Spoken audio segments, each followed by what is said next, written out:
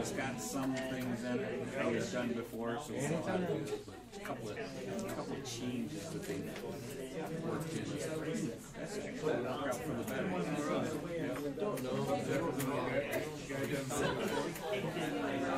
that we haven't done before, but having it all put together,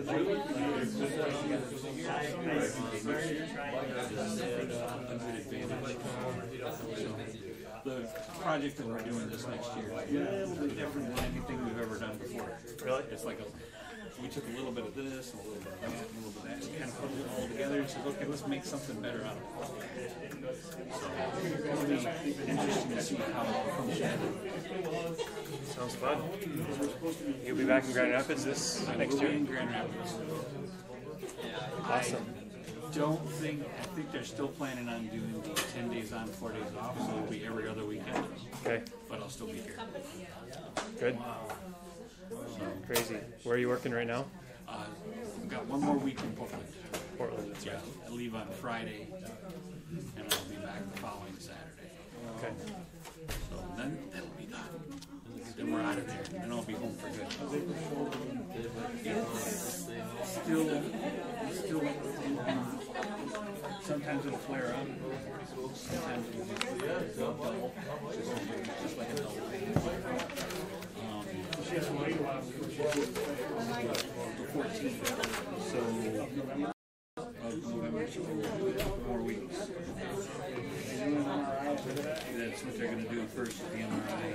When they do the MRI, they have to actually scan the joint, so that's going to be painful. So they put in it's a fluid that makes it more visible on the MRI. But in doing that, Who's this now? I don't know, it's someone's computer. it's going to make it very painful. Like one of those grandfather flags. For her follow-up on that following week. Hi. How are you guys? How are you? All right, good evening. Welcome. We want to begin 7 o'clock, so let's begin. I pulled in the parking lot tonight and thought, man, there's a lot of people coming to theology class tonight. But they're all staging here for the trick-or-treating, apparently. That's what I got really excited in that. Bummer. But we're glad you're here. So apparently this is a place to stage. I've never been here, I don't think, on a Halloween night. And man, this is the place to be, I guess. Yeah, I'd rather be here. We had lunch with someone today who said they were going to stay away, far away from their house tonight, and they were just going to shop and go to dinner and avoid the crowds. So we're glad you're here. We are going to keep plugging along. We're still half a chapter behind, and so we're going to try and make that up tonight. I have little hopes that will happen, but we'll try. We'll give it a shot and see if we can get back on schedule. So welcome to everyone on the screen. Hi, Colleen and Buzz. Good to see you guys. Glad you're here. Gary out in the foyer, and anyone else who might be there. I can't tell. So anyway, welcome to all of you, and we're glad you're here. Jim's testing out another system here, so that's why the camera is here. We may actually go live stream instead of our Zoom system, so I think I mentioned that last week. So we're working out some bugs on that, so that's what's going on. So I'm glad you're here. Let me open with a word of prayer and we'll begin. Lord, thanks for tonight. Thank you for the opportunity to be together. And Lord, we're just so thankful for your kindness to us and blessing us with the privilege of being here. Lord, as the world is celebrating death, we get to celebrate life. And we celebrate Christ, and we remember what he's done, and we remember the life that he's given us. And so we thank you so much for your living word, and thank you that we can study it and we can come to know you as a result because of that. So Lord, we commit our discussion to you. We pray that you'll bless our time together and let us encourage one another. In your name we pray. Amen. So I should have said Happy Reformation Day. That's what today is, right? We don't care about Halloween, but care about Reformation Day. So hi, Lauren. Welcome. Glad you're here. All right, we're on page 100 of your notes. Just a quick review of where we were.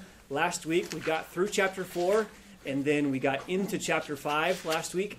but we did not get all the way through chapter 5. So we're going to try and wrap up chapter 5, and then hopefully we'll see how far we get into chapter 6. So just plugging away and continuing to just work through each chapter. You have the notes, I think, on your chair for Daniel chapter 6 tonight. So we are on page 100, and we're in the chapter on the destruction of the Babylonian kingdom and the downfall of Belshazzar. And so, as we said last week, the events of chapter 5 all occur on one day, actually almost one night.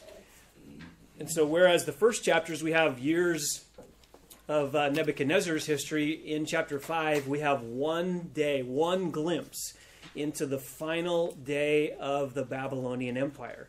And Belshazzar meets his end, and the kingdom comes crashing down. And the theme, again, is God is sovereign. He is in control of the nations. He is in control of kings and rulers and presidents and prime ministers. And he establishes rulers and takes them down, and it's all in his hands. And that's the message that we keep hearing in these chapters. So remember that 2 through 7 is Aramaic. And so we're still in the Aramaic section. And you remember the structure, again, is chapters 2 and 7 are parallel, 3 and 6 are parallel, 4 and 5 are parallel. So we're still in this middle section of God's description of what he does to prideful people, prideful rulers. We saw what he did last week to Nebuchadnezzar's pride, and we're going to see tonight what he does to Belshazzar's pride. So just a reminder again, this is the last night of the Babylonian Empire, and there's a party taking place in Babylon, right? Belshazzar knows they're surrounded by the Medo-Persians, and they're outside the gates, and he's throwing a massive party. And we talked a little bit about that last week. He brings out the vessels from the temple in Jerusalem, and they're drinking wine and praising idols in this massive party. So that's where we left off last week. Okay, verse 5 is where we're going to pick up tonight, page 100. So this party scene suddenly turns to a somber scene. And there's a massive celebration, and the wine is flowing, and there's probably all kinds of immorality taking place, and the music is blaring, and there's this massive celebration. And then, verse 5, suddenly, the fingers of a man's hand emerged and began writing opposite the lampstand on the plaster of the wall of the king's palace. And the king saw the back of the hand that did the writing. So remember, he has stolen the vessels that were taken from the temple in Jerusalem, probably as a way to purposely mock God, the God of Israel. And suddenly God intervenes. And there's this hand that appears on the wall, and it begins writing. And so you can just imagine, there's a picture there of what it may have looked like. All of a sudden the party stops, and the music stops, and the dancing stops, and the immorality stops, and there's a hush that comes over this pagan idolatrous scene. Verse 6, then the king's face grew pale, and his thoughts alarmed him, and his hip joints went slack, and his knees began knocking together. And so you can just imagine this scene of just absolute, utter fear. I mean, imagine, you ever seen a hand writing something on a wall? This doesn't happen every day. So there's this sudden halt to this scene. And perhaps there's an immediate connection between the handwriting on the wall and their blasphemous acts of drinking from the vessels from the temple of God. And so maybe they made that connection, and suddenly Belshazzar's knees start knocking together. And the top of page 100, the blood drained from his face. He went white as a ghost. His knees knocked together. And verse 6 says his hip joints went slack, which may mean he, kind of collapsed. But this is what some commentators actually think, that it actually literally means the knots of his loins were loosened. And you can just picture the implications of that. He lost all bodily function. So that's entirely a very possible interpretation of that in the Aramaic. So he was completely undone by this experience and maybe needed to change his, shorts, but he didn't have to because he died just a little bit later. So I guess it doesn't really matter at that point. So here he is. He's paralyzed by terror.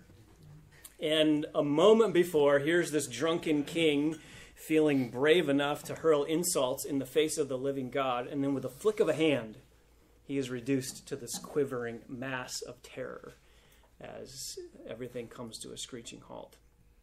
And so, verse 7, the king calls aloud. He sees this. He's terrified over what he's seen. And so the king calls to his conjurers and Chaldeans and diviners, the same thing that Nebuchadnezzar did. And he spoke and said to them, wise men of Babylon, any man who can read this inscription and explain its interpretation to me will be clothed with purple and have a necklace of gold around his neck and have authority as third ruler of the kingdom. So he promises blessing, he promises material possessions, and a part in the kingdom. Third ruler of the kingdom. Why third ruler?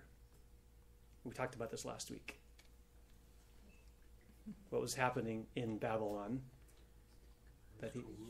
There were two co-rulers. So remember that there was Belshazzar. He was the son of Nabonidus. Nabonidus was the son-in-law of Nebuchadnezzar. So it's Nabonidus and his son Belshazzar together, kind of co-ruling and co-reigning over the kingdom. And so he says, if you can solve this message that's given by this hand, we'll make you the third ruler. And so this occurs a couple times in this chapter, and so that's why. So he promises him these blessings and all of the privileges that come with this. And so verse 8, then all the king's wise men came in, but they could not read the inscription or make known its interpretation to the king. And so the king was greatly alarmed, and his face grew paler, and his nobles were perplexed. It doesn't tell us why they couldn't read it.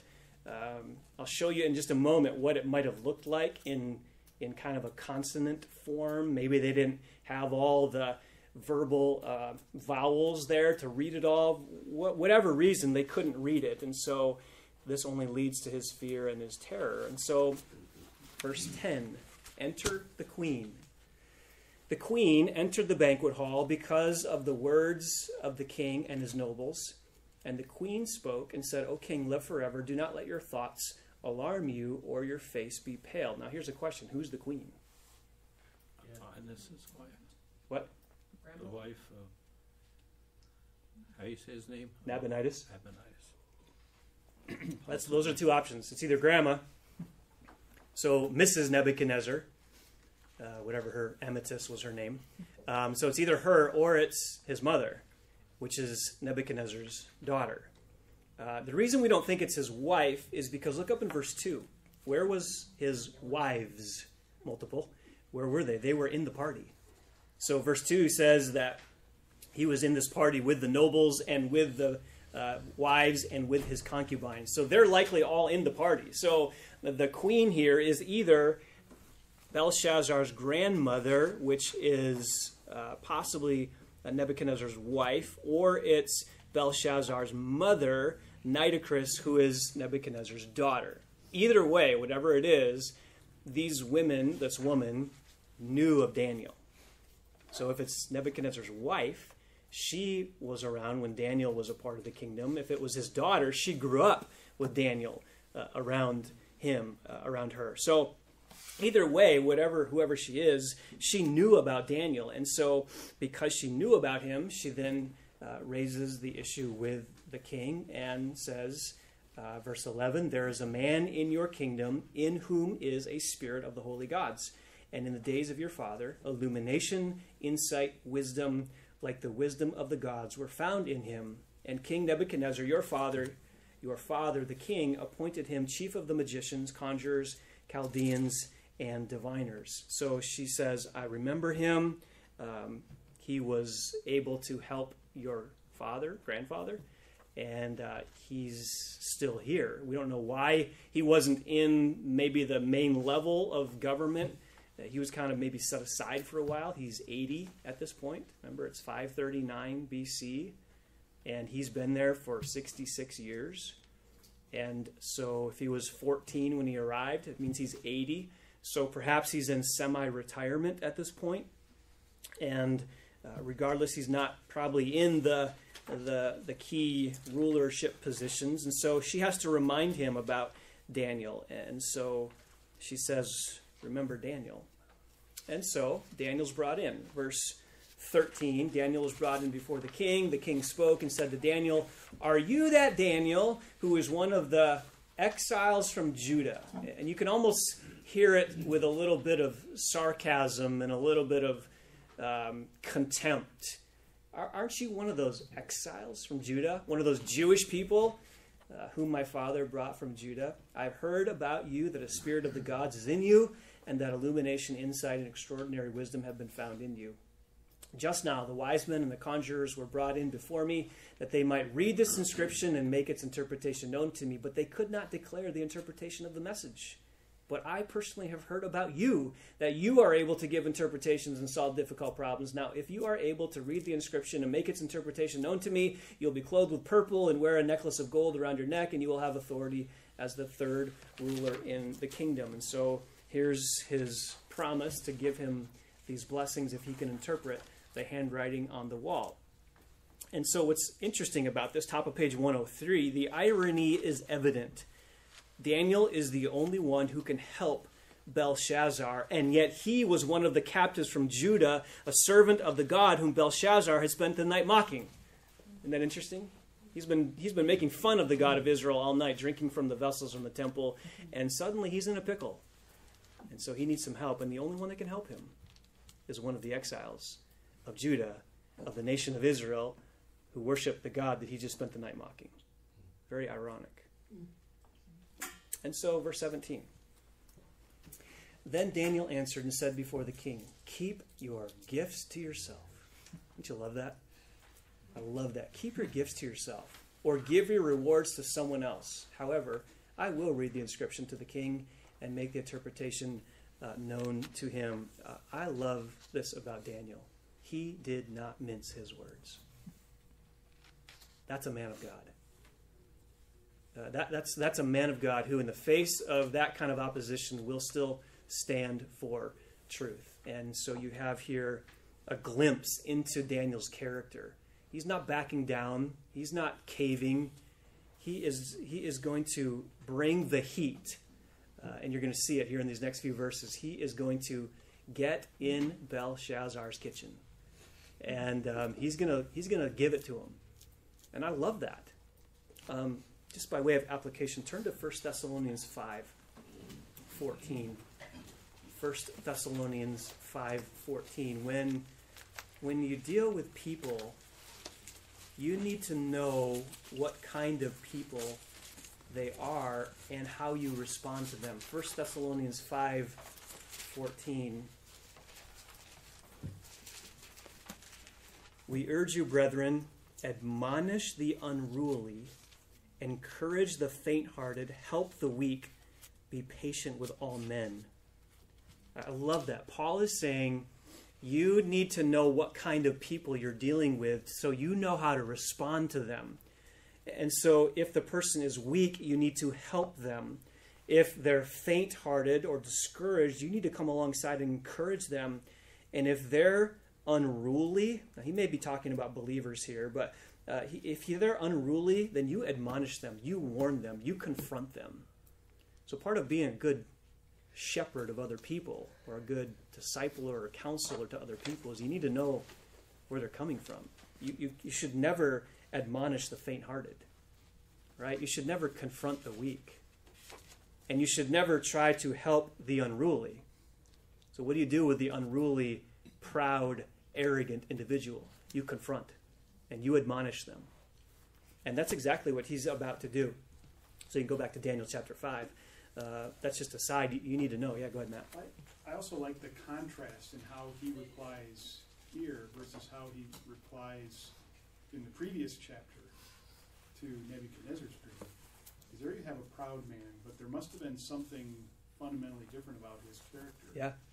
And because he's torn up inside, and he wishes that the interpretation didn't have to do with Nebuchadnezzar. Here it's just like, keep your gifts for yourselves, I'm going to give it to you. Yeah. And great contrast. Great contrast. In fact, he's going to highlight that contrast for us in these next few verses. But exactly, he knew something was different between Nebuchadnezzar and Belshazzar. He saw maybe a teachable heart in Nebuchadnezzar, or he understood that maybe he was willing to be responsive to confrontation, and he was brokenhearted over that. And he was gentle with him and didn't even want to give him the interpretation, whereas here he is going for the jugular. Yeah, Joe? I think that's a great principle to remember, too. When you're evangelizing, you have to be sensitive, and you need to be giving grace to the poor, or, law to the proud, grace to the humble. If they're proud and arrogant, they need the law because they can be broken. Exactly. Crushed, Yeah. And if they're already crushed, you don't need to pour more law on them, they need grace. Exactly. So for those of you on the screen, Joe says you need to understand in evangelism that you need to confront the proud with the law, and you need to be gracious and gentle with those who are already crushed by the law. And so you really need to know what kind of person you're dealing with. And as a biblical counselor or a discipler to other people, this is where insight and wisdom into where they're at is really critical. You can't just go in and confront those who are struggling and weak. There's got to be some tenderness and some gentleness there, and yet you can't cater to the proud either. So there's some balance in dealing with that. Okay. One other implication from verse 17, he says, "Keep your gifts to yourself and give your rewards to someone else. Godly people cannot be bought." Godly people cannot and will not be bought, bribed, purchased with gifts and accolades. And let's face it, there are people who will respond to you if you give them gifts and money, and sometimes people can be bribed. And here's Daniel. By 80, you kind of figure those things out, right? Here's a guy who says, I don't want your gifts, I don't want your money, I don't want your accolades, because it's all empty. And aren't those things empty? Mm-hmm. Like, what's money and what's some worldly affirmation? Especially when you're 80. Especially when you're 80, yeah. I mean, I don't need to buy much at that point, right? So, what are you living for? Do you want the accolades of the world? And are you living in some way? Are you willing? Could you be bought? Could you be purchased? Could your behavior or your character or your decisions somehow be influenced by someone who wanted to bribe you or reward you or give you something to get something out of you? Again, you get some insight into this man's character. Godly people cannot be purchased. So I guess we need to pray for discernment and to keep ourselves priceless. Priceless? Priceless. Absolutely. Absolutely. If a person can be bought, you've got a character flaw. Right? If you're going to be manipulated into some decision or some action on the basis of someone bribing you or rewarding you, you've got a character problem.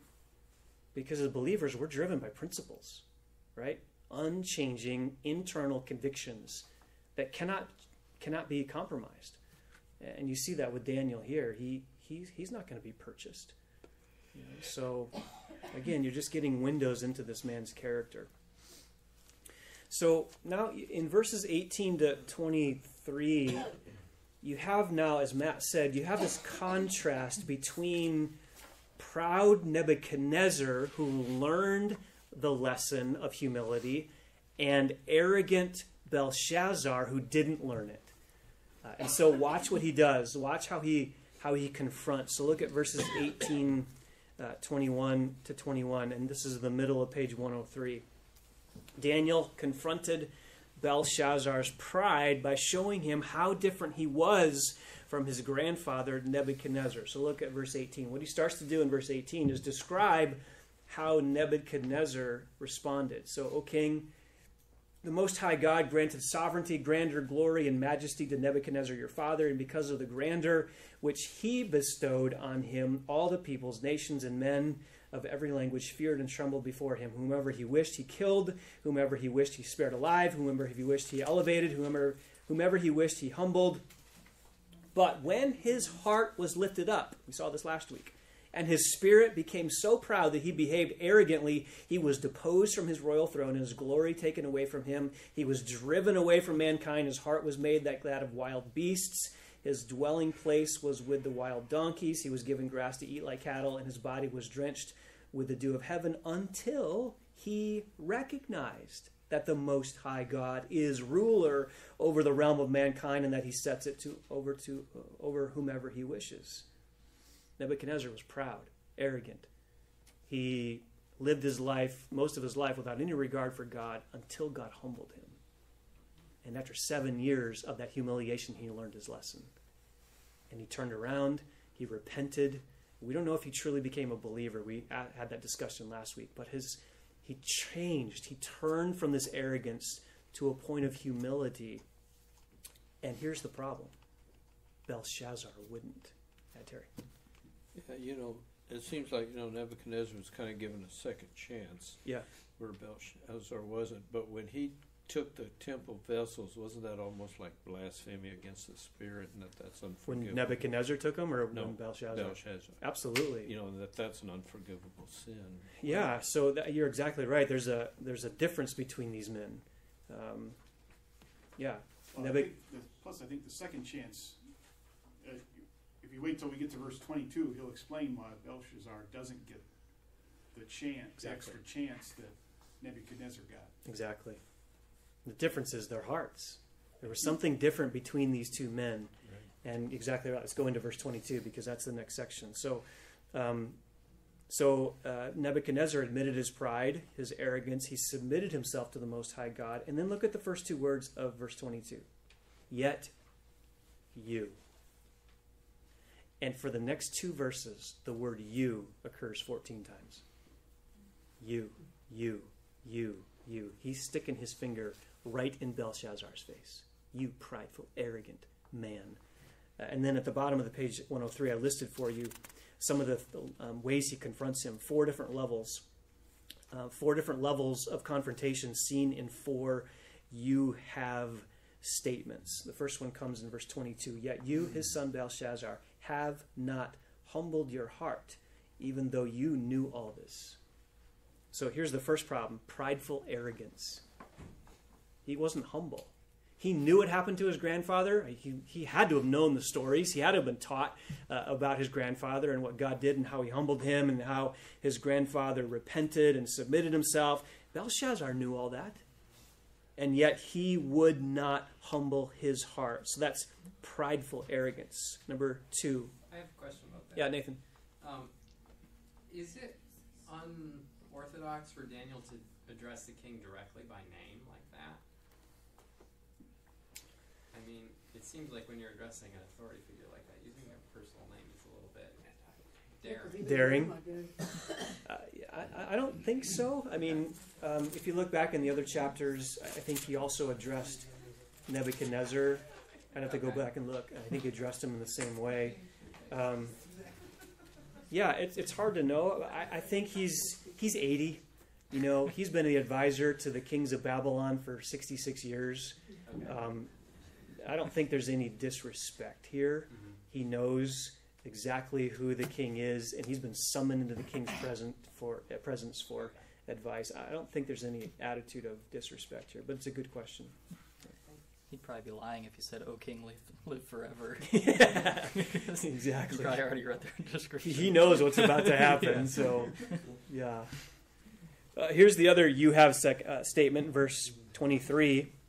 He says, "But you have exalted yourself against the Lord of heaven, and they have brought the vessels of his house before you, and you and your nobles, your wives, your concubines have been drinking wine from them." So here's the second problem. First problem, you have not humbled yourself. Problem number 2, you have exalted yourself against the God of heaven. And just notice how many times the word you, yourself, you, your occurs just in that first part of verse 23. That's profane sacrilege.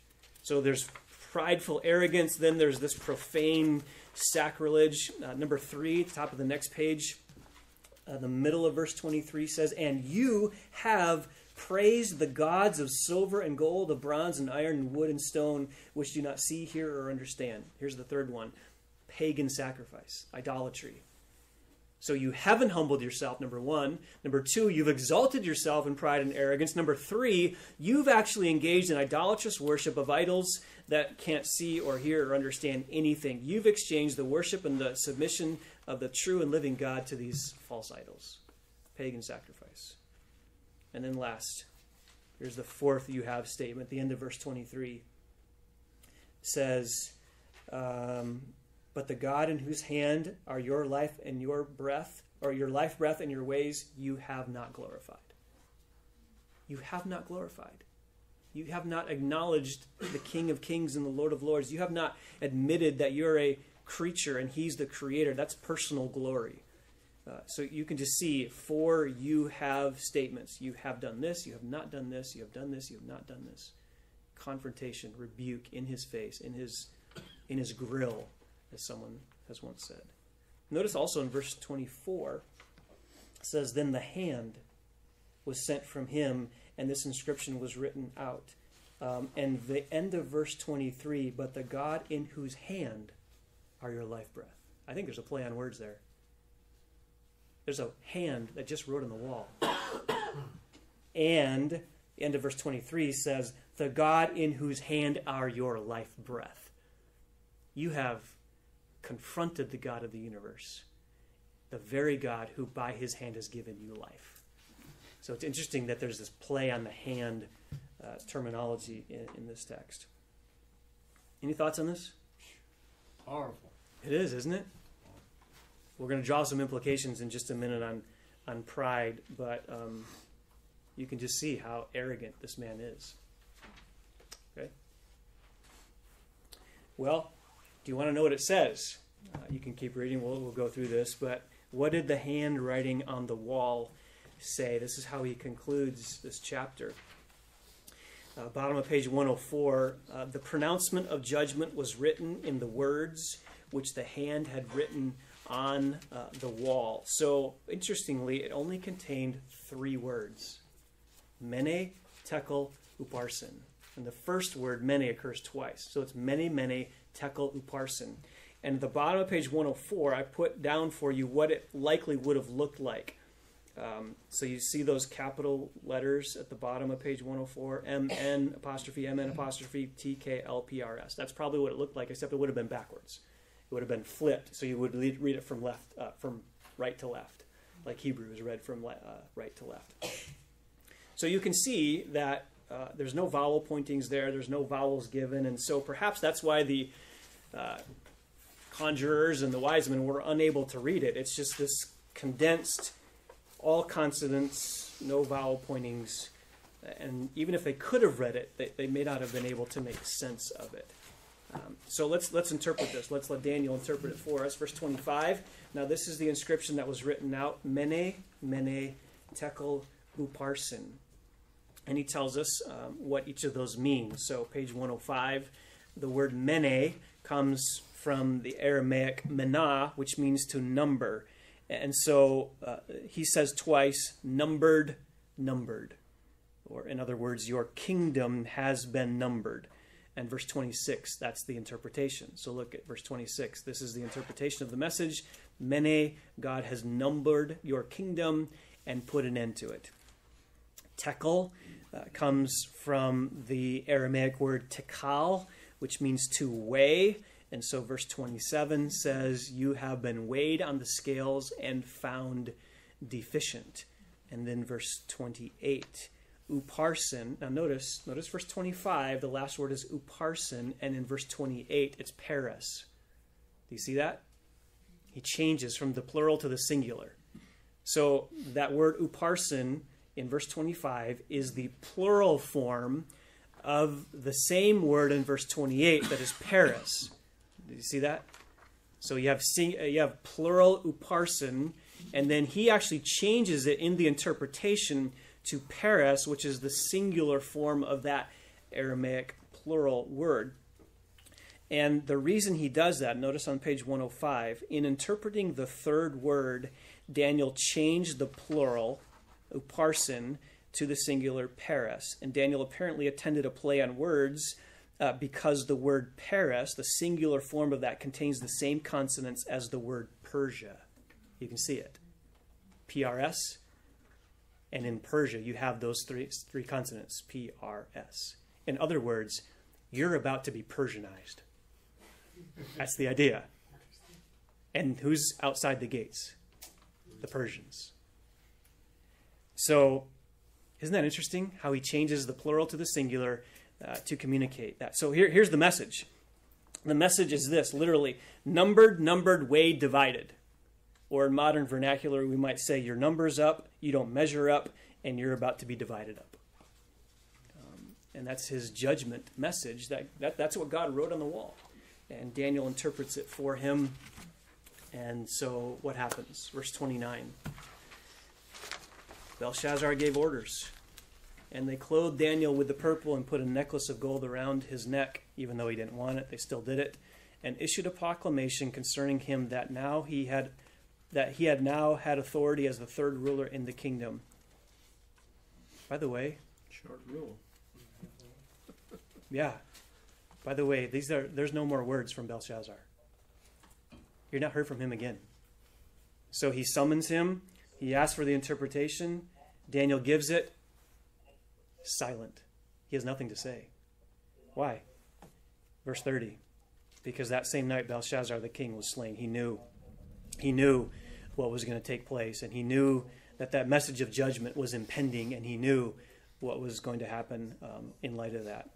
Interestingly, history tells us exactly how this happened. So I'm kind of a history geek when it comes to these things, so let me it's in your notes, but Xenophon and Herodotus both describe what happened. So it's October 12, 539 BC. This city is surrounded by Medes and Persians. The army is around there, around the city. And inside they're having this massive party. The hand appears, the judgment is given, Daniel interprets it. And the whole time that's going on inside, the Persians are diverting the river Euphrates. So do you remember the picture of Babylon that we looked at a few weeks ago? There's a river flowing right through the city. And there was a wall that was built over the top of that river to keep people out. You know what they did? They diverted it. So what happens to the water levels? Drops. So guess what the Persian army did? They walked right in. So while they're partying, and while the message is being written on the wall and Daniel's interpreting it, they're building a dam and they're diverting it into a lower area. Water levels are going down, and Herodotus says they went right in, unnoticed. They went into the city. They snuck in. Herodotus says they actually sang songs as if they were reveling with the Babylonians. They joined the party. How cool is that, right? This is subversive. They're just going in like, yeah, party, let's. And then what do? They slay the king, and they conquered the city in one night.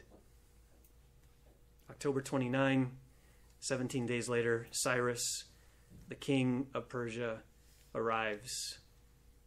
And a new ruler and a new nation is now in charge. Phenomenal. So, verse 31 says, so Darius the Mede received the kingdom at about age 62. We'll talk about that in the next chapter because that's kind of important. Any thoughts so far? Yeah, Suzanne? What happened to Nabonidus since he wasn't there? Yeah, he may have been dead already. He was in another part of the world, actually. Nabonidus didn't want to worship the gods of the Babylonians. He married a woman who actually worshipped other gods of another nation. So he leaves the country, which is why Belshazzar becomes a co-ruler in Babylon, because his father was just out of the country. He didn't want anything to do with those gods. And so he departs. His son is now the co-regent, and he likely was already dead because the Persians were already marching. In fact, I think you talked about the battle that he was in just a Yeah. few weeks or days earlier. exactly. So even though he would have made Daniel third ruler, that makes it seem like he's still alive. He didn't know. He didn't know. Yeah. Okay. It was within a short time, I think a matter of days or weeks, possibly. Is that what you're saying? I think that's what you had mentioned. There was a battle just days or weeks ahead Right. of us that Right. we're gonna probably not receive that. Yep. Mrs. Towers? You can see behind all the scenes God at Absolutely. work. Just Absolutely. giving them the wisdom to walk in that way. Yep. It's really interesting. It is, And so- how God is working today. Absolutely. Also. If you ever doubt whether God's hands are in things and whether He's directing the affairs of the world and your state and your city and your family and your church, this chapter removes all doubt that He is absolutely, entirely sovereign and working all things after the counsel of His will. Absolutely. Rachel, were you going to say something? I have two questions. First, was it confirmed that the hand was actually the hand of God, or was it like the hand of an angel or Jesus, or? Yeah, I mean, well, most commentators think this is the hand of God, absolutely. But God doesn't have a hand, right? So God is a spirit being. Right. So God, in a supernatural way, manifested His presence in the form of the hand. And so, yes, it was most likely a theophany of some form where He appeared in that hand. Yeah, because I was thinking like when the Ten Commandments were created, it was God's handwriting, but it was just fire, right? There was no physical hand that Moses described. So Yeah. I thought that was interesting. My second question was, did you say at the beginning? I thought you said that Belshazzar knew that the Medo-Persians were outside while he was having this party, and he wasn't concerned that they were coming after his kingdom, or he just didn't realize they were actually going to take over. Well, remember, we gave some reasons last week for possibly why he would have had this party. On page 98, we gave a bunch of reasons why he went ahead with the party in light of this. Maybe it was to allay the people's fears. Maybe he was trying to honor their gods. Maybe he felt invincible because of the great walls around Babylon. So we're not quite sure what was going through his head at that point, but those may have been some reasons why he was partying in the face of opposition. Kyle, you say something? Yeah, well, just a clarification. The NIV says he was proclaimed the third highest ruler, which kind of sounds like he was just below Nabopolassar, or Belshazzar, but you're saying he was equal? Like he would have been, like what he was offering, the gift he was offering was equal rulership? Yeah, I think so. Okay. Yeah, third ruler, verse 29. Yeah. Yeah, so if you look in the NAS, it has a word triumvir. Do you see that in your note? A triumvir is a three-parted rulership. Okay. And so I think the word itself actually refers to like three equal rulers in that kingdom. Okay. Yeah, good question. All right, so what are some theological implications we can draw from this chapter? Number one, on page 106, is the seriousness of human pride and arrogance. Let's just say it. God hates pride. He hates it. James 4, what does it say? He is opposed to the proud. And that's true in our hearts as well. Now, we're not unbelievers. We're not, sticking our fists in God's face as believers. But even when that pride wells up in your heart as a believer, God is opposed to the proud. He always will deal with the prideful people. And we need to be sensitive to the expressions of pride in our own hearts.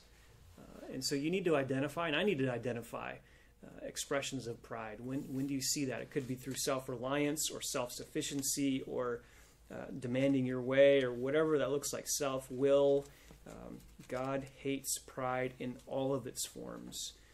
And He hates unteachability. I think that was the difference between Nebuchadnezzar and Belshazzar. It took Nebuchadnezzar 7 years to get it, but he was finally teachable, not Belshazzar. So I think the question you want to ask yourself, and I need to ask myself, is are we teachable? Do we have a teachable spirit, and do we have a humble spirit when it comes to crushing human pride? That was one of the things with the people of Judah and Israel also was their pride. And God dealt with it by taking them into captivity. That's right. Absolutely. And let's just face it, it is so subtle, isn't it? I mean, if you projected your innermost thoughts up on a screen for all of us to see, I think all of us would have to admit there's prideful ideas, thoughts, motivations, desires in all of that. And so we have to constantly guard against the weed of pride growing in our hearts. So that's the first lesson. Number 2, God will not be mocked by those who rebel against him. He will not be mocked. So Galatians 6, verses 7 and 8. Do you remember what it says? God will not be mocked for whatever you... Yeah, whatever you sow, you will reap. There's a lot of mocking going on. There's a lot of mocking going on in the world right now of against God. Against God, absolutely. And there always has been. And so we just need to remember that God will not be mocked. He will deal with the proud, and he will deal with the arrogant. And you may have people in your life, or you may be looking at other people who just seem to be getting away with this thumbing their nose in God's face. And you wonder, when are they going to get it? Well, God will make them get it one day. He will not be mocked. He will confront those. And if any of those people think they're exempt from that, it's just a matter of time until they will realize that they're not. And Belshazzar's a lesson. He thumbed his nose at God his whole life. And he came to the point where he had to be faced with the reality that God will not be mocked. And I think I've shared a little bit with the person in my life right now that is just caught in just so much sin. He says he's a believer and living an adulterous life, and I've appealed to him and pleaded with him and written letters to him and begged him to turn from his sin, and nothing's changed. And it's at the point now where he's going to have to deal with God. You know, God is the one who's going to have to take him to the woodshed at some point, if he's truly a believer. So these are the dangers of ever thinking that you can be exempt from prideful consequences. Number 3, top of page 107, the presence of signposts which point to the death of a nation. Interesting. We just witnessed the death of a nation in Daniel chapter 5. We just saw the downfall of an entire nation. And what were some of the signposts along the way? Prideful arrogance, profane sacrilege, pagan sacrifice, personal glory. Let's just state the obvious. Our nation is on the downgrade. Right? And we will not recover from this. No way.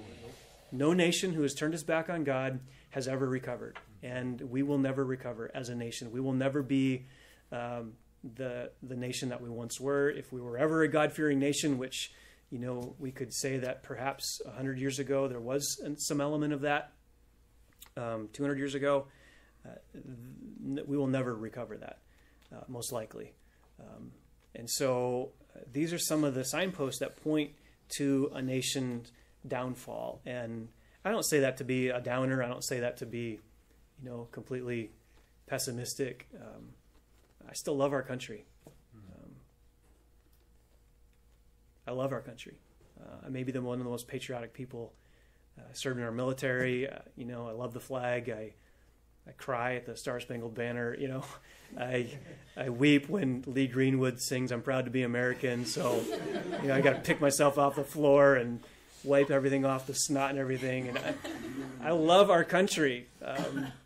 You know, I think being in the military does some of that for you. And just a quick story. I was as a cadet at the Air Force Academy. You're forced to go through survival training, and I remember being in a simulated POW camp for 5 days.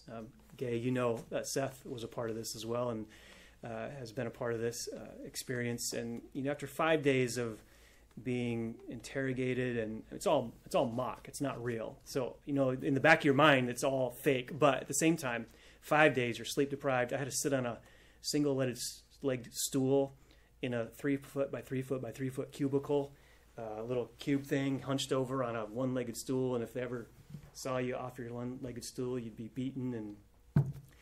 interrogated, and it gives you just a glimpse of what took place to save our country, to protect our freedoms, and some of what people have gone through. And I still remember being liberated from that, and the CH-47, the dual rotor helicopter flew in, and we're in the backwoods of Colorado, and flies in, and we're liberated, and we rush out of the camp, and we climb in the helicopter, and 24 of us are whisked away in this helicopter, and we land back at the Air Force Academy, and they're playing "I'm Proud to Be American," and just start bawling our eyes out, and it's just a very emotional experience, and I think that gives you a sense of just your love for your country and the love for the great things that God has given us in this country. But let's just face the reality: it's not going to last.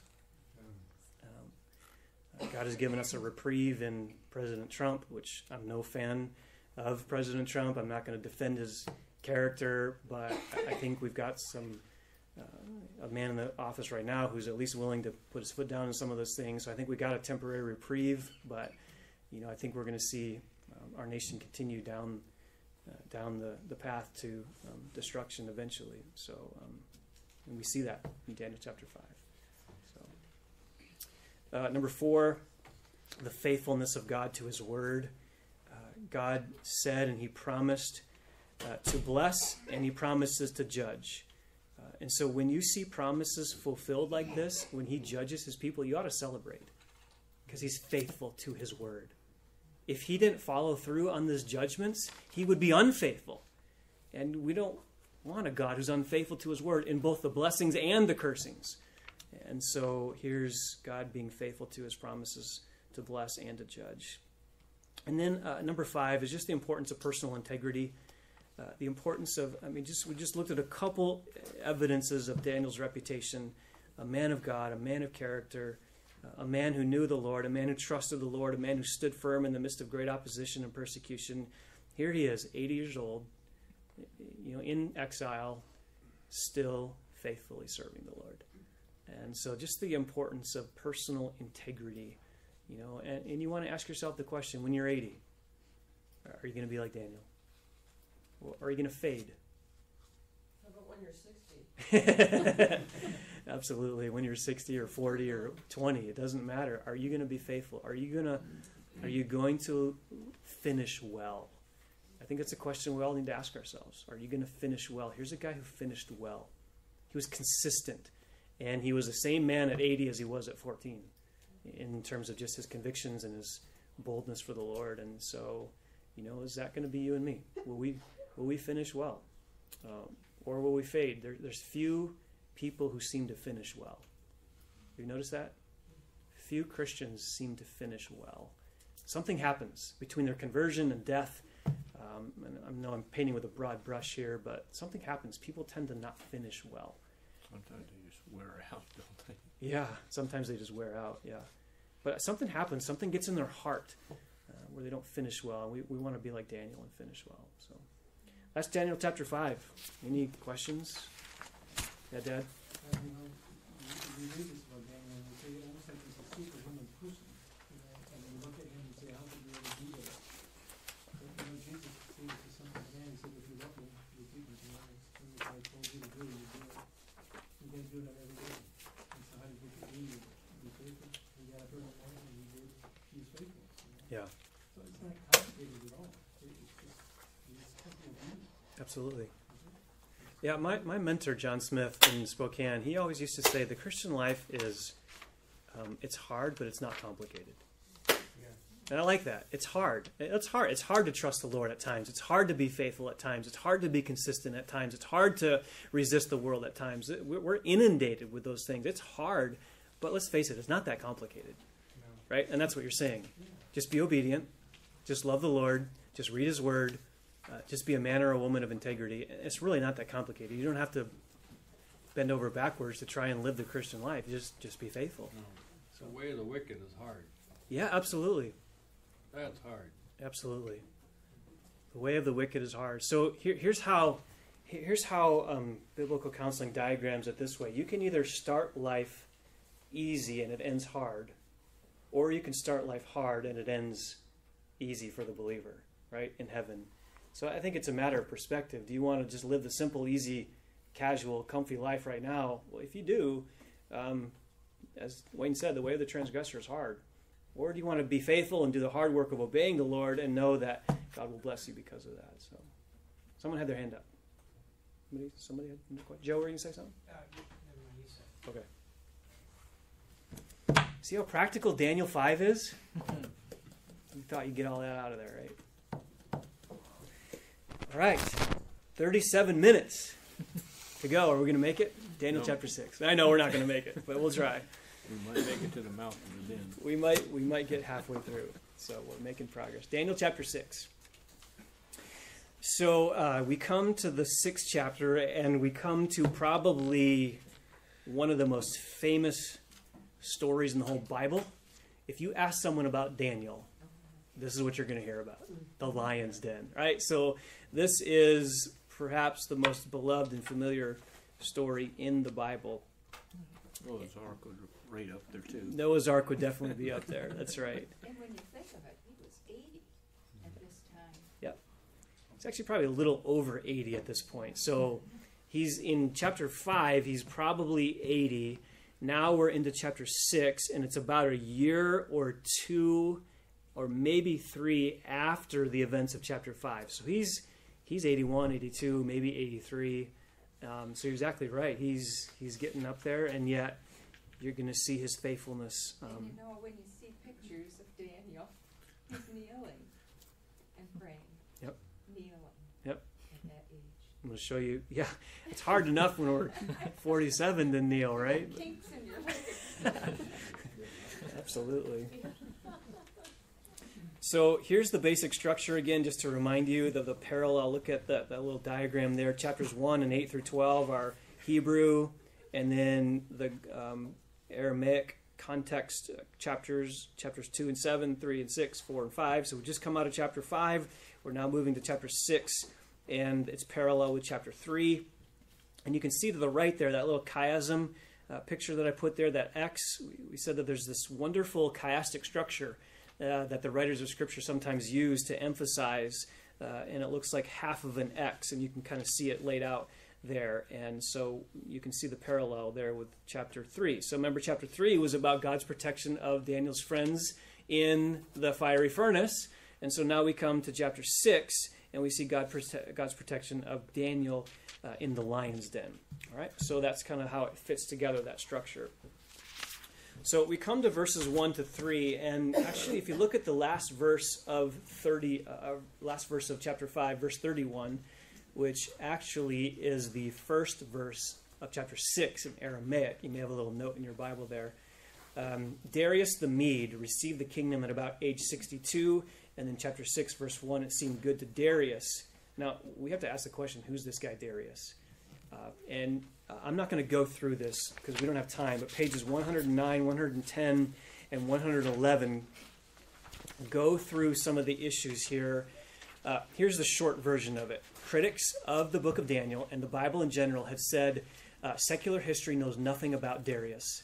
This guy, Darius the Mede, there's no record of him anywhere in secular history. So he must have been made up. This must be a figment of the writer's imagination, which just casts doubt on the whole book of Daniel.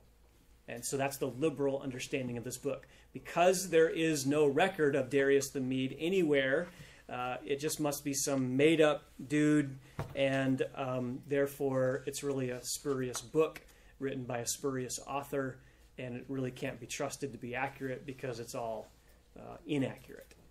So here's the question: how do we deal with that issue? Who is Darius the Mede? And I gave you on pages 109 and 110 4 different possibilities. First, letter A on 109, it could be another name for Cyrus the Persian. Letter B, it could be another name for Gubaru. I'll go with that. Name your kid that. Or letter C, it could be another name for Ugbaru, different guy. And it could be letter D, Cambyses, which is Cyrus's son. You can read all those through. All of those could be viable solutions for who this guy is. I think it's either A or B. I think it's either another name for Cyrus, that one, or I think it's another name for Gubaru, who was a governor that Cyrus put in place over Babylon. So if you wanted to wrestle through that, you can read those pages. Bottom line, we come from the presupposition that there's no conflict here, right? So you may not find his name in secular history right now. Who knows? Someday they might find some tablet somewhere buried with his name on it. We still might find some archaeological evidence of it. At this point, we don't have it, but it doesn't shake our foundations and it doesn't shake our convictions about the authority of the Word. There's viable solutions here. It could be any one of those, and we're not shaken at all by any of those things. So, any questions on that? I know it's probably not enough information, but you can read that when you get some time. So here's what happens. Darius appoints 120 satraps over the kingdom, that they should be in charge of the whole kingdom. So if it's Cyrus, he needs to give some structure to his kingdom, or if it's Gubaru, who is the governor of Babylon, it's still the same issue. He needs to give some structure to this new kingdom. He's just come and conquered the Medes, or just conquered Babylon. So he's got to establish his kingdom. So he puts 120 satraps over the kingdom. And over those 120 satraps, he puts 3 commissioners. So probably 40 satraps per commissioner. So you've got the king, then you've got 3 commissioners, then you've got 120 satraps. And Daniel is one of those 3 commissioners. And so he's part of this system to oversee and give direction to the country. All right?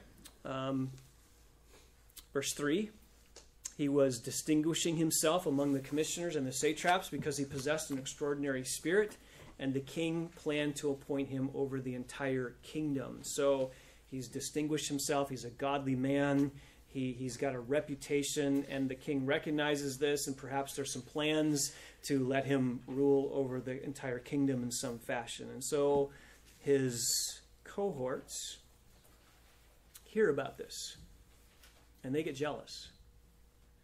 So they come up with a plan in verse 4. Actually, back up the bottom of page 111. Again, we just see his character. He's faithful. He's trustworthy. He's loyal. He's recognized as a reliable individual, which is likely why the king was willing to entrust him to this responsibility. Top of page 112. He didn't fade in the stretch. He didn't drift spiritually. Here he is, 81, 82, living for the Lord, and he's recognized for that, and he's given some great responsibilities. Well, this sets up a conflict, a great deal of friction between him and his other commissioners. And so there's a plot that's hatched. Verse 4 is the plot. So the commissioners and the satraps began trying to find a ground of accusation against Daniel in regard to government affairs. So they say, well, we don't like this guy. Let's see if we can find something in his work that we could get him accused of and arrested and get out of here so we can have the positions. That's likely what's going on here. And so this is a character assassination.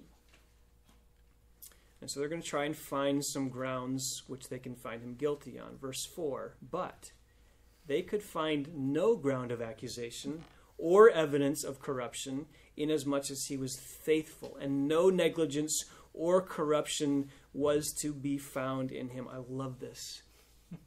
Look at this description. He's 83. And what does it say? There's no ground of accusation. There's no evidence of corruption, inasmuch as he was faithful. No negligence, no corruption. So no negligence, referring to something that he did not do, and there's no corruption, referring to something he did do. And so they didn't find him guilty of anything he should have done or anything that he should not have done. He's above reproach. He's Teflon man. Right? You throw it and it doesn't stick. Which is what the word above reproach means. This is the qualification of an elder. Above reproach. You throw an accusation against that guy, doesn't stick. You accuse him of that, doesn't stick. You charge him with that, doesn't stick. Because he's a man of character. He's a man of integrity. That's Daniel. They were lobbing accusations against him, and none of them stuck because he was a man of integrity.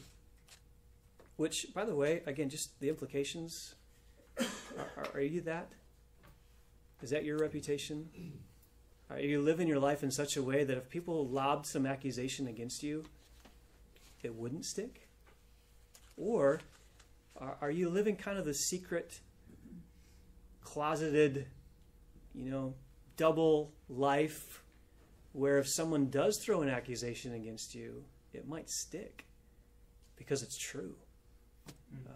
And so these are the questions we need to ask ourselves. And, I've said it many times before, who you are when nobody is looking is who you really are. What you do in private, that's your true character. What you do when you think nobody's watching you, that's really who you are. And so you can fool people and deceive people and live a double life and live in such a way that you think everyone around you is all thinking you're good. And yet, if you're hiding things and you're living secret lives and you've got skeletons in your closet and you're trying to live a double life, eventually that's going to come out. Time and truth. Were you just going to say it, Joe? Yeah. We were thinking the same thing. Time and truth go hand in hand. Give it enough time, the truth will come out.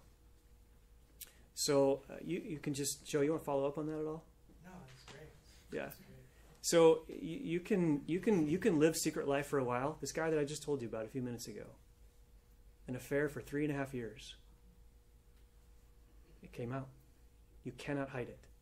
Eventually, your covered up sin will find you out, and God will reveal it because that's how it always works. And I don't understand. This is often a tangent. I don't understand pastors who think that they can live in adultery or live in pornography or have affairs and not think someone's going to find out. Are you kidding me? Are you an idiot? I mean, how long do you think you can go without God actually uncovering this? It's the deceitfulness of sin. We convince ourselves, I can get away with this, and no one will ever find out. I told you just a little while ago about a pastor in Portland. Very famous, well known. You might know his name if I say it. Art. He was one of the most prominent pastors on the West Coast, and had multiple affairs, and it all came out. And he thought for many years he could hide it. You cannot hide it. You can't. And Daniel shows us that. He shows us that he's not living a double life. Yeah, Joe. There was also, there's a professor that you had, same thing, at TMS. Church history professor? Yeah. Yeah, I had a professor in seminary, at the Master's Seminary, who did the same thing. Thought he could kind of live a double life on the side, and eventually it caught up with him. And so don't ever, ever, ever think you can live it, a double life, and somehow you're going to be able to skirt it for forever. You're not. It will find you out. Because you can't stop. You can't stop at just part of it. Sin wants to push you further and further and further along. So, yeah. Questions? On Sunday you talked about conscience and accountability. You said you could make it with a lot of people. Maybe not your wife, right? But God knows, keep ourselves accountable in those areas. That's right. Yeah, your conscience ought to be your greatest accountability partner. Another way to say that is if you need an accountability partner to keep you from falling into sin, if you need someone at your side constantly saying, do that, don't do that, don't do that, stop this, you have a problem. That's not the way it's supposed to work.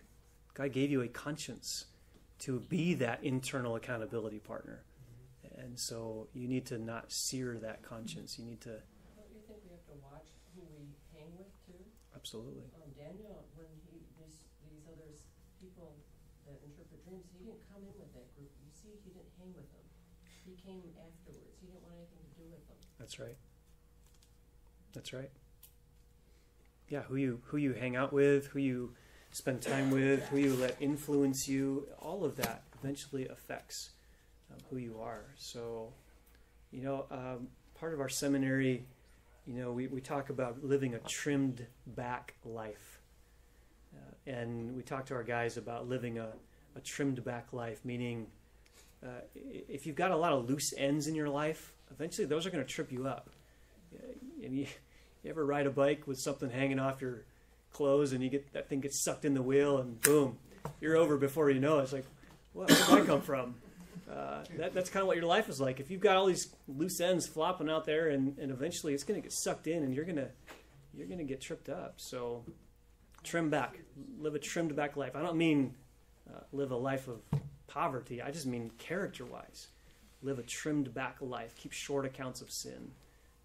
So, anyway, that was all for free. That wasn't in my notes. Sorry. This is why we never make progress.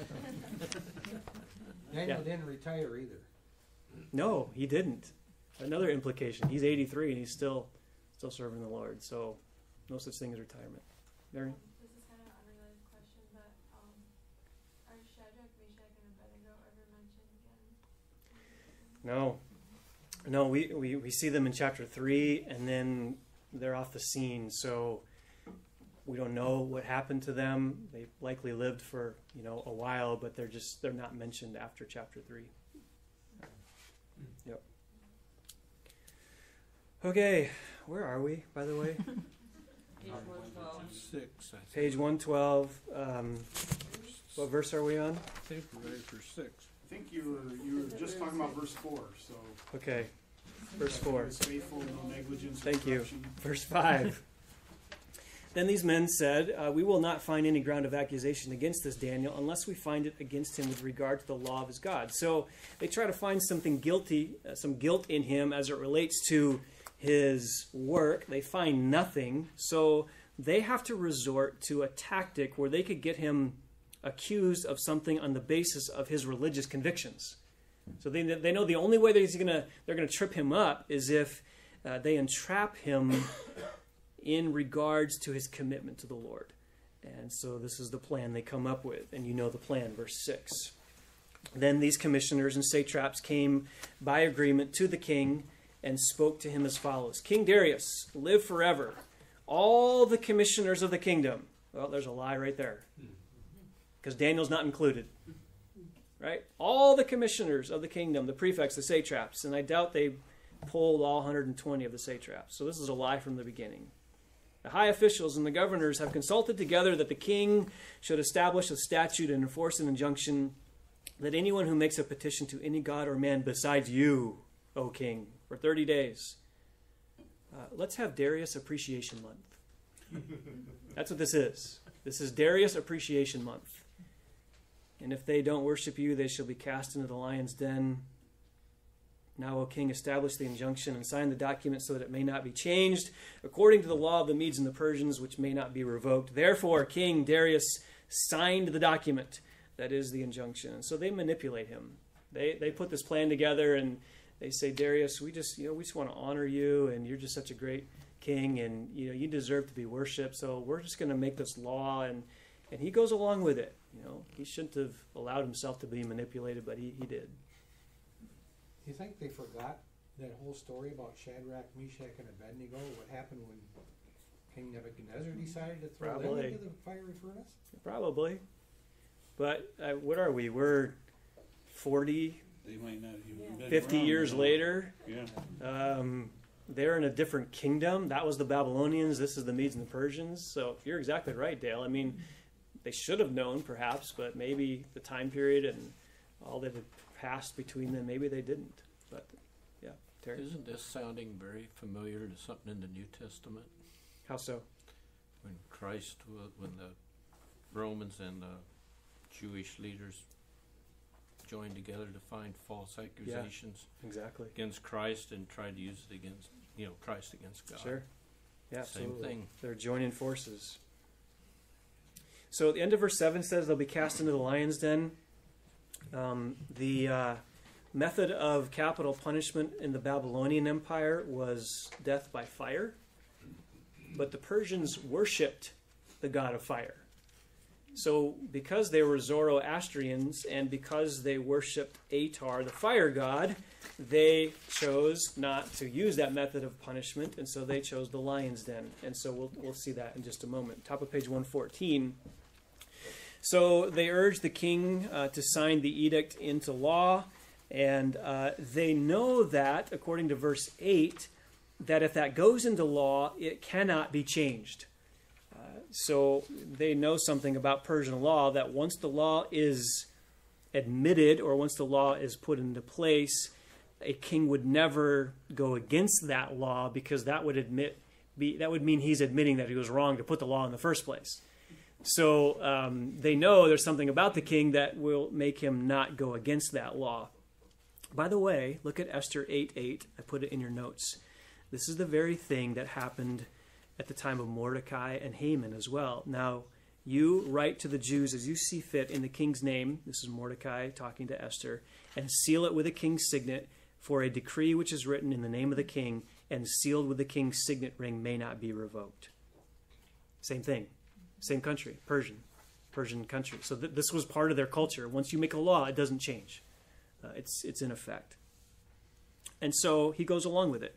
Verse 9, he signs it into law. The document becomes law. And there's some reasons there in the middle of 114 about why he did this. Perhaps he saw it as a way to unite his kingdom. Perhaps he saw it as a way to unite the Babylonian part of his kingdom with the new Medo-Persian kingdom. Perhaps he felt insecure about his popularity. Perhaps he saw this as a pledge of loyalty. Or perhaps he was just getting his ego stroked. And who doesn't love to have their ego stroked, right? Oh, keep telling me. Tell me how wonderful I am. Don't stop. No, continue. No, stop. No, that's the heart of man. We love to be stroked, right? We love to be told how wonderful we are. And so here he is, intoxicated by this honor. Well, verse 10, it gets really interesting. So, Daniel, when he knew the document was signed, stop right there. Is that incredible? He knows the document is signed. We don't know how he knows. Somehow he learns about it. He's a commissioner, so likely he would have been told about it. He knows the law is signed. And what does he do?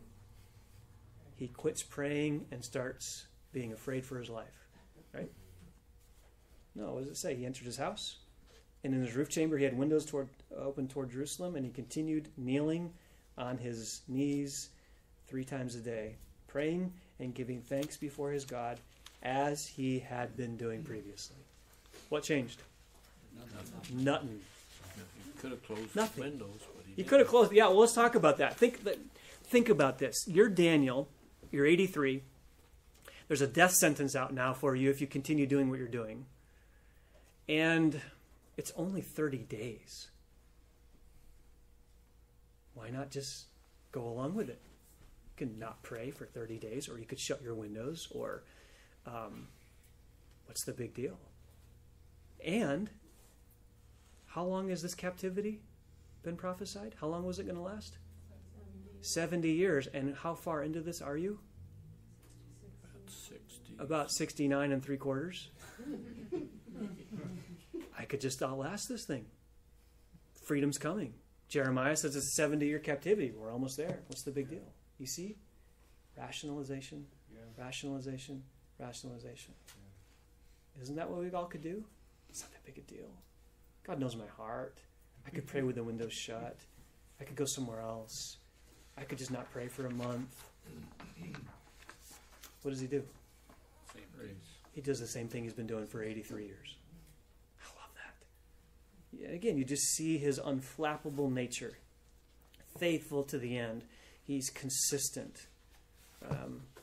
What would you have done? I mean, put the question to yourself. I mean, think about it. Put yourself in those shoes. There's a death sentence out for you. What would you have done?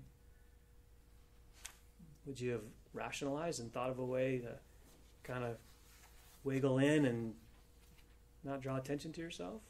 Or do you just keep doing what you're doing? So he does what he's doing. He prays with his windows open toward Jerusalem, towards the temple. 1 Kings chapter 8. At the temple dedication, the Solomon's temple dedication, Solomon actually said you need to pray toward the city when you're going to be taken out of this land. So Solomon anticipated this day, and so Daniel's actually doing what Solomon said, to pray towards the city of Jerusalem, to pray towards the temple. He does so 3 times a day because this was the pattern established by David. Psalm 55 actually says he prayed morning, noon, and evening.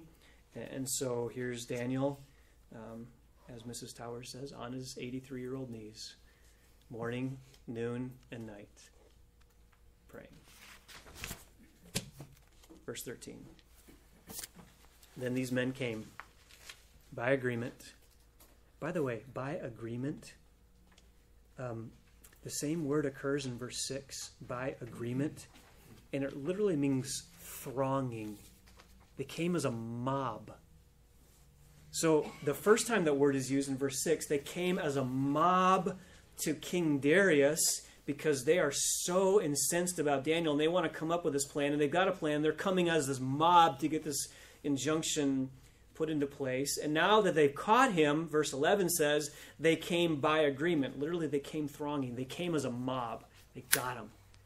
So there's this mob mentality that's taken. You can just imagine. You can see this caravan that's marching up through Central America, coming to the southern border of the U.S. You've heard about that? Yeah. Thousands, 7,000 migrants coming, trying to get into our country. There's a mob mentality there. Yeah. They're breaking things, they're throwing things, they're chucking rocks, they're breaking down barriers. That's kind of what this is like. They've got this mob mentality against Daniel. And so verse 12, they approached and spoke before the king about the king's injunction. King, did you, notice how they do this, did you not sign an injunction? They don't just come and say, there's this guy that broke your law. They want to butter him up a little bit. Hey, king, didn't you make a law that anyone who makes a petition to any god or man beside you, O king, for 30 days is to be cast into the lion's den? And the king says, oh yeah, I did. The statement's true, according to the law of the Medes and the Persians, which may not be revoked. Then they answered and spoke to him, now that they knew they had him. Daniel, who is one of the exiles from Judah, pays no attention to you, O king, or to the injunction which you have signed, but keeps making his petition 3 times a day. They got him. They caught him. And so they bring their accusations to Daniel, or against Daniel, to the king. And notice that the derisive term again, one of those exiles, one of those Jewish people. By the way, there's so many tangents here. The Jewish people have always been attacked. Haman sought to destroy them. Here's these people very antagonistic toward the Jews. Antiochus in the 2nd century BC tried to annihilate them. Hitler, just 70 years ago, tried to annihilate the Jews. And just, what? Pittsburgh. Mm-hmm. And then just 3 days ago, we had a madman shoot up a synagogue in Pittsburgh, screaming the whole time, kill all the Jews. Do you realize that the existence of the Jewish people is a miracle? Mm-hmm. Yeah. Oh, yeah. The only explanation for the continued existence of the Jewish nation, not really a nation, the people group, the only rationale for that existence is the sovereignty and the goodness of God. Right. That's it. Yes. They should have been annihilated multiple times over in their history. Yeah. But the fact that they're still around, the fact that they became a nation in 1948, huge. So that's just, if you ever wonder if God is done with Israel or not, that in and of itself. What? Romans 11. Romans 11. You can listen to all the messages, which gets back to our whole point of Daniel. There's a future for the nation of Israel in the eternal, in the millennial kingdom. Interesting side note. Verse 14. Well, then as soon as the king heard this statement, he was deeply distressed, and he set his mind on delivering Daniel, and even until sunset, he kept exerting himself to rescue him. So apparently Darius really liked Daniel. There was something about Daniel that Darius was drawn to, that he was grateful for him. He was thankful for him. He respected him. Somehow Darius had known about this aged man and had grown to appreciate him. And so suddenly he knows he's been manipulated. He's distressed by the fact that he had been so short-sighted to sign this decree. And so, top of page 117, he tries to get out of this. Persian law required a death sentence to be carried out before sundown. So he's got till sundown. And he tries, but he's trapped by his own decree. And so I put a little quote there right above verses 15 to 17. the writer keeps us in suspense, along with Darius, about Daniel's fate until verse 21. It's a tad strange. Daniel is thrown to the lions, and we only hear about the king and his agonizing night. Isn't that interesting? Who's the one that's really stressed out about all this? Not Daniel. The king, right? Darius is the one that's kind of stressed out about this. Yeah, Miriam. In the law of the Medes and Persians, is it possible to make another law that would like invoke the previous law? Like, That's what happened to Esther. Yeah, if you look at the example of Esther, what had happened earlier was Haman got the king to seal a law with his signet ring saying that they were just going to go wipe out all the Jews. And so when Esther informed him of it, he didn't rescind the law. He basically made another law and proclamation going out saying, hey, all you Jews, arm yourselves. You have my permission to defend yourself against this. So he didn't rescind the law. He just made another law allowing them to protect themselves. Yeah, so that's possible. I think the predicament here is, number one, he's only got a few hours till sundown. Yeah. Number two, what law, and maybe he needed some time to think about this, what law would have changed Daniel's fate at that moment? Not sure. Regardless, the law isn't another law is not put in place. He doesn't have time to bring it into existence. And so he's agonizing over this whole event. And so verse 15, then these men came by agreement to the king and said to the king, recognize, O king, that it is the law of the Medes and the Persians that no injunction or statute which the king establishes may be changed. Then the king gave the orders, and Daniel was brought in and cast into the lion's den. The king spoke and said to Daniel, your God, whom you constantly serve, will himself deliver you. And a stone was brought and laid over the mouth of the den, and the king sealed it with his own signet ring and with the signet ring of his nobles, so that nothing would be changed in regard to Daniel. So he has no choice. He has to follow through. The word for den in Aramaic means to dig. And so likely this is some underground chamber. This is likely something, maybe a natural thing or something they actually dug and put in the ground. And the fact that, look at the top of page 118, the fact that he's cast into the den, verse 16, and he's taken up out of the den, verse 23, and the fact that the enemies were cast into the den and were eaten before they came to the bottom of the den gives us some insight into what this was like. This was not a cage. This was likely some underground chamber that had been built to hold these lions. In the form of Medo-Persian punishment, the lions would have been purposely starved. So these were hungry lions. And they would have pounced at the very moment something was thrown in there. There were likely numerous lions here as well.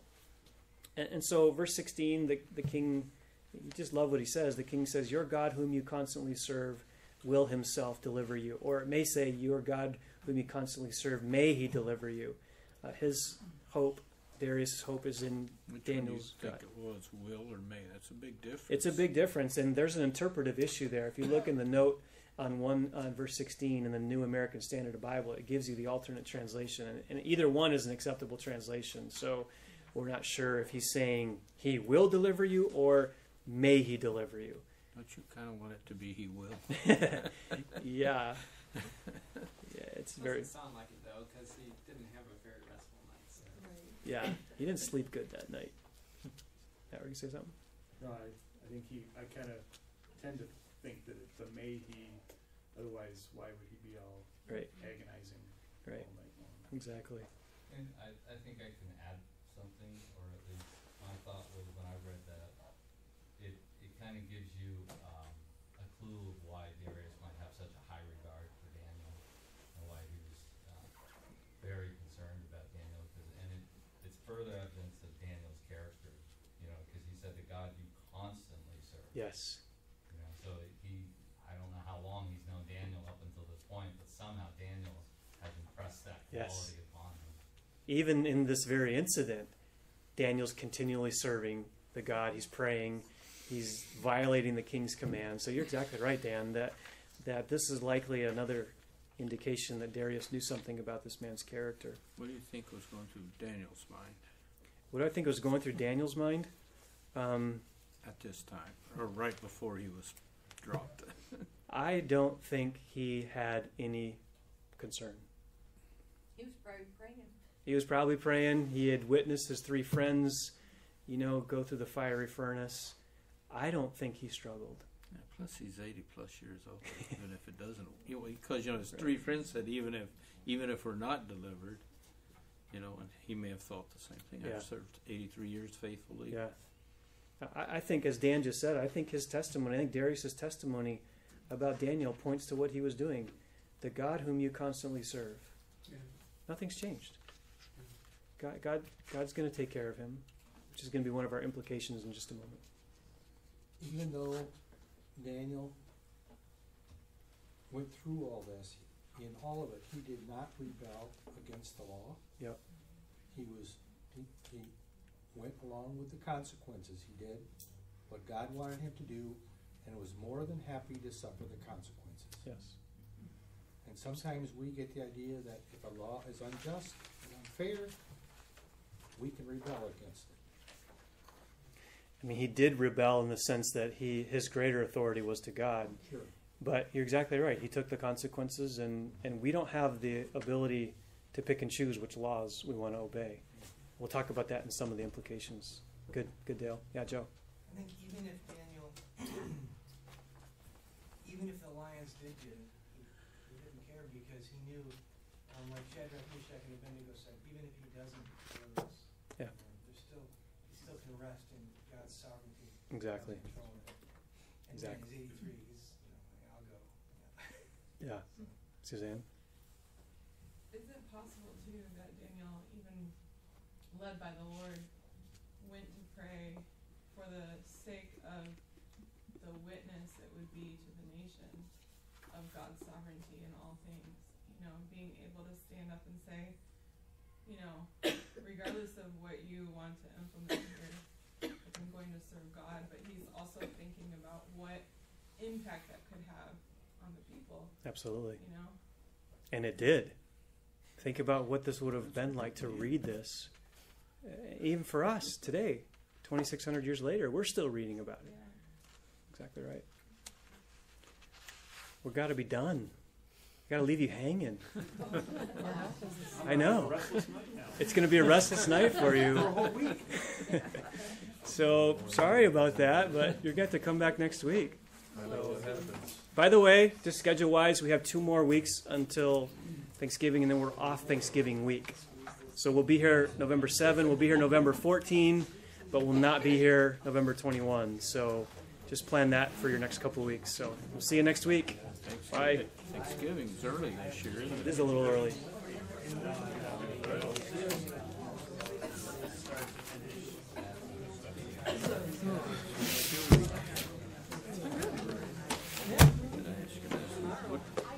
What is your job or occupation?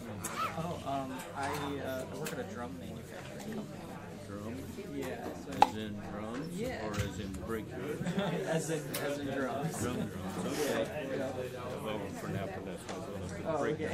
Yep. Yeah. So yeah, we do a lot of percussion. Okay. It's interesting. I was talking to like 4 or 5 kids. Yeah. I think he's also How long one are other here? conservation. I had no idea what he did, but he was telling me how he's in advertising. He used to work out in California in Hollywood advertising. Oh, yeah. It was really interesting to talk to him about that. He didn't really get as much credit. You work with Napa? Yeah, Brian Coffee. Okay, you do work with Yeah, I'm retired and it's just a part-time job. Oh, fun. This month I got my loan paid off. All the money I went there, I got my loan paid off in 100 years. Yeah, good. And from